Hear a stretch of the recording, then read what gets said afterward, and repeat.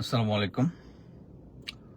অনেক দিন পরে কাজে থেকে লাইভে আসলাম। আমি ভাবলাম যে ইনফরমেশনটা অনেকেই পছন্দ করবেন। আমরা সবাই জানি যে কিছুদিন আগে রয়ের চিফ এসেছিল বাংলাদেশে। এটা নিয়ে অনেকেই কথা বলছে। এটা নিয়ে কথা বলার অ্যাকচুয়ালি কিছু না, এটা একটা নর্মাল ফেনোমেনন।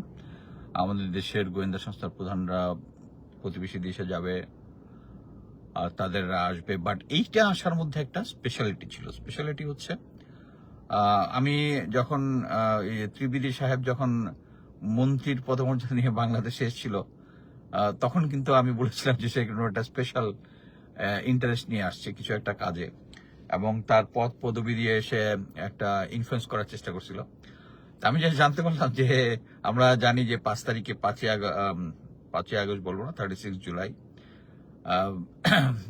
তারা করেছিল কি যে শেখ হাসিনা ভারত দিল্লি থেকে একটা লাইভ বলবো না, যেহেতু তার চেহারা দেখা যায় নাই। সো সরকার চেয়েছিল যে এটা যেন না করতে পারে, কিন্তু তারা এটা করেছে। মোট কথা হচ্ছে বাংলাদেশ সরকারের যে অনুরোধ তারা রাখেনি। সবচেয়ে ইম্পর্টেন্ট জিনিস হচ্ছে আমার কাছে অ্যাকচুয়ালি তাদের ডিমান্ডটা দেখে আমি হাসতে হাসতে মরে গেছি। অ্যাকচুয়ালি শেখ হাসিনা বাংলাদেশে আসবে, কখন আসবে তো ওইটা নেগোসিয়েট করতে আসছিল ভারতের লোকজন, গোয়েন্দা সংস্থা এর সাথে। এটা একটা জয়েন্ট এফোর্ট ছিল সবার আর কি। তো প্রথমেই তারা ডিমান্ড দিয়েছে যে শেখ হাসিনার নামে যতগুলা কেস আছে এই কেসগুলো নতুন করে করতে পারে, আগের কেসগুলাই হবে না। তার মানে বুঝতে পারছেন তো যে নতুন কেস মানে হচ্ছে এখন এইটা যদি রাজি হয় পরবর্তীতে কেসটাও তাদের মনের মতো হবে। মানে বাংলাদেশের জনগণ কি চাইলো, বাংলাদেশের সরকার কি ছিল, এটা তাদের কাছে ইম্পর্টেন্ট না। মোস্ট ইম্পর্টেন্ট জিনিস হচ্ছে Bharat as a government they cannot approach on our internal issue. তারপরেও করছে। আচ্ছা, সেকেন্ড হচ্ছে শেখ হাসিনাকে এসএসএফ এর প্রোটেকশন না দিলে সে আসবেই না। আরে তোরে কে আসতে বলছে বাংলাদেশে? তুই ওখানেই থাক, ওখানে গিয়া মর। মানে আমি এই ডিমান্ডটা থেকে আমি জাস্ট হাসতে হাসতে মরে গেছি যে সে এসএসএফ তাকে দিবে। এটার একটা সূক্ষ্ম সিগনিফিকেন্স আছে। তার মানে হচ্ছে এসএসএফ ছাড়া আসবে না, মানে হচ্ছে এসএসএফ তার ভরসা আছে।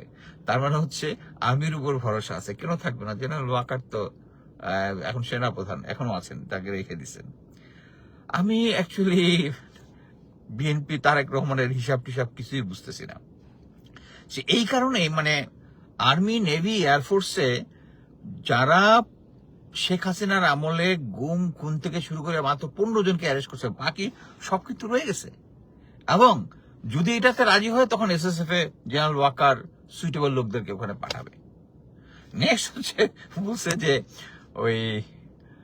ওই যে সাকিব আল হাসান থেকে শুরু করে যারা ওখানে ছিল তাদের বাড়িঘর ভাঙচুর করছে না, পাবলিক করছে না। এই মবে তো কারো কোনো সমস্যা দেখি না, শুধু আওয়ামী লীগের ছাড়া আর কি। বিএনপির আবার অন্যদের মব দেখলে, এনসিপির মব দেখলে সমস্যা। এই যে বাড়িঘর ভাঙচুর করছে, এটা নাকি ক্ষতিপূরণ দিতে হবে। অ্যামেজিং। মানে ভারত আমাদেরকে বলতেছে এটার জন্য ক্ষতিপূরণ ওদেরকে দিতে।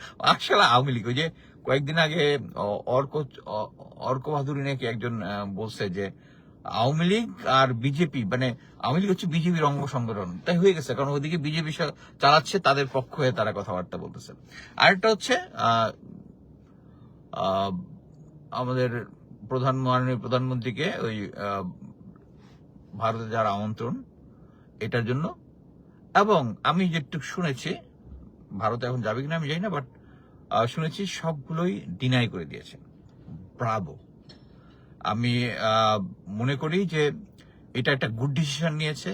যে এখানে যদি আমি একটা জিনিস আমার নিজের বলতে চাই, শেখ হাসিনা নিজে আসুক বা আন্ডারস্ট্যান্ডিং এ আসুক, শেখ হাসিনা দেশে আসবে মানে হচ্ছে ওই যে জিয়াউর রহমান একবার আনছিল, ওই শর্ত টর্ত দিয়ে রাজনীতি করবে না, আইনে কিন্তু একদম বাংলাদেশের রাজনীতির ছিন্ন ভিন্ন করে দিছে।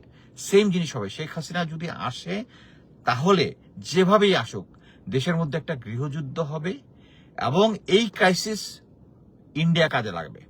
সো শেখ হাসিনা নিজে থেকে যদি আসে, ফাইন, জেলে ভরা হবে, এবং আমি মনে করি যে সরকার কুইক টাইম এটাকে ঝুলাই দিতে হবে। বাট শেখ হাসিনাকে ঝুলাই দিবে? আরে আমাদের জিয়াউল আহসান, তাকে এই সরকার আসলো, এই কি বলে তত্ত্বাবধায়ক সরকারের সময় কেস টেস হইলো, ফাইনাল ইয়া হইলো, এখন পর্যন্ত একটা রায় হইলো না, ফাঁসিতে ঝুলাবে কবে? তো সে ইভেন আমার খুব ক্লোজ ফ্রেন্ড যারা আছে তারা আশা করতেছে একদিন সে জিয়াউল হাসান বেরিয়ে আসবে। এই কনফিডেন্সটা কোত্থেকে আসে? অ্যাকচুয়ালি আমি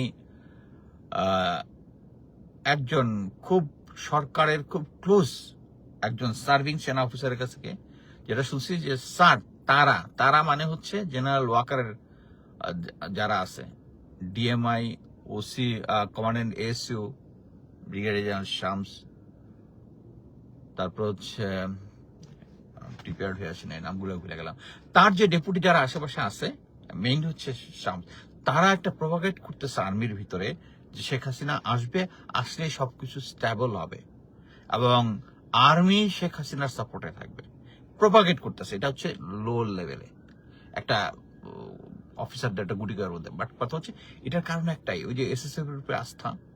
আপনাদেরকে এই জিনিসটা বুঝতে হবে। আমি সরকারের অনেক জিনিস পছন্দ করি, এই জিনিসটা আমার খুব পছন্দ হয়েছে। ভারতীয় যারা অবৈধ আছে তাকে ফেরত পাঠিয়ে দিবে, শেষ পর্যন্ত যদি দেয়। ব্রিগেডিয়ার শামস, যিনি আমাদের সিকিউরিটি অ্যাডভাইজার, উনি রাওয়াতে খুব সুন্দর কথা বলেছেন, পিলখানা হত্যাকাণ্ডর বিচার হবে, মেজর জাহিদের বিচার হবে, মেজর জাহিদের সাথে যারা অন্যায় করেছে, তারপরে সিনা হত্যার বিচার হবে। কিন্তু আমরা অনগ্রাউন্ডে কিন্তু এখন পর্যন্ত কোনো মুভমেন্ট দেখতেছি না। আমরা সরকারকে সাপোর্ট করব তখনই যখন আমাদের ডিমান্ডগুলো ফুলফিল হবে। বাট একটা জিনিস হচ্ছে, শেখ হাসিনাকে যদি এরকম শর্ত সাপেক্ষে আসতে দেয়, দেশে আমার কথা হচ্ছে একটা ক্রাইসিস হয়ে যাবে। শেখ হাসিনা কি জন্য ইয়ে হয়েছিল, সে বিরোধী দলকে শত্রু বানাইছিল। বিরোধী দলরা হচ্ছে শত্রু।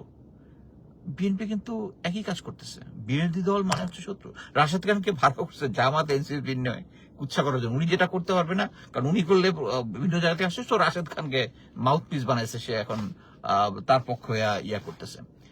আমার মনে হয় আবার কয়েকদিন আগে আবার দেখলাম চিটাগাঙে মাননীয় প্রধানমন্ত্রী গেছেন, তার ইয়ার মধ্যে জামাতের লোকজনকেও এমপিদেরকেও রাখছেন।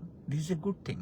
আমার কথা হচ্ছে এইটাই, যে আমার কাছে যেটা মনে হয় সে মানে মাননীয় প্রধানমন্ত্রী নিজস্ব একবার এই ভারতপন্থী এসে তাকে কন্ট্রোল করে, একবার এন্টি ভারতপন্থী এসে করে। সো এই জিনিসটাই আমাদের প্রয়োজন, যে আমাদের প্রথম নীতি হইতে হবে বাংলাদেশ নীতি। আর বাংলাদেশ নীতিটা হচ্ছে এই শেখ হাসিনার ব্যাপারে, আওয়ামী লীগের ব্যাপারে কোনো কম্প্রোমাইজ নাই। That's the full stop. General ওয়াকারকে যদি আপনি সরান, আপনার অ্যাডমিনিস্ট্রেশন আরো স্মুথ চলবে। এটা থেকে আমার মনে হয় এটাও আপনার ভালোই জানার কথা। সো ওই যে এসএসএফ ছাড়া আসবে না, একদম এই কথাটা বলছে, এসএসএফ ছাড়া আসবে না, এসএসএফ ছাড়া কাউকে বিশ্বাস করে না, তাকে থানায় রাখা যাবে না। ও আচ্ছা, মেইন জিনিস তো বলে গেছি, শুধু এসএসএফ এর কথা তো না, তাকে যমুনাতে রাখতে হবে, যমুনা রাষ্ট্রীয় ইয়াগাতে, এবং এসএসএফ এর সাপোর্টার, তাইলে উনি আসবেন। কিন্তু মজা না? সে এত 1,500 লোক ইয়া করে পালায় চলে গেল মেরে, তাকে এখন আমরা আইনে এসএসএফ এর সিকিউরিটি দিব। ওই যে ভারতের ওই যে ইয়াটা দেখেন, ভারতের ওই যে কি ভাদুরী বোধ, এখানে যে অ্যাম্বাসেডর ছিল আগে, সে বলছে যে শেখ হাসিনা তো পালায় যায় নাই, তাকে একজন প্রাক্তন প্রধানমন্ত্রী, তাকে এয়ারফোর্স তাদের সরকারিভাবে তার সিকিউরিটির জন্য তাদেরকে আইসা ইন্ডিয়াতে দিছে, এবং সে যদি আইসা যমুনায় উঠে তাহলে তো তাদের কথাটাই ঠিক হইল। সো আমি আশা করি আওয়ামী লীগ এবং শেখ হাসিনার ব্যাপারে নো কম্প্রোমাইজ। ধন্যবাদ।